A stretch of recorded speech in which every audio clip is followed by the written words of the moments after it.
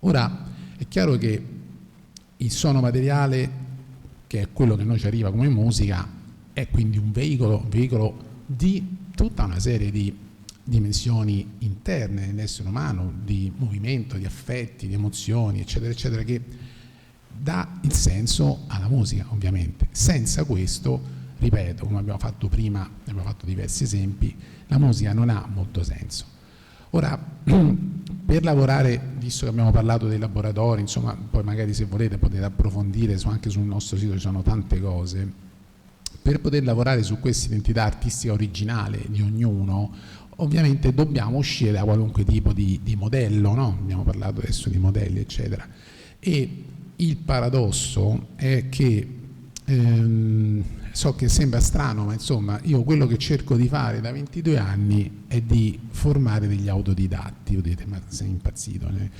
In realtà è proprio questo, cioè portare le persone a trovare, cioè aiutare le persone a trovare attraverso le loro stesse possibilità, le loro stesse caratteristiche, un metodo di lavoro personale, di studio personale che possa in qualche modo portare le proprie capacità al massimo possibile. E questo non può avvenire, ripeto, con i modelli, perché i modelli possono anche essere quella cosa che porta la persona a smettere, perché cioè, se il modello poi ci si pone come irraggiungibile, uno è anche portato a lasciar stare, no? Mentre, come diceva prima Sara in questa lettura, uno dei nostri principi di base, che sembra una frase di queste di Osho, insomma, che nessuno può essere migliore di te a essere te stesso, è vera, perché quello è il discorso, cioè non ci può essere nell'originalità dell'espressione artistica un modello, possono soltanto esserci le espressioni individuali di ognuno, no? E poi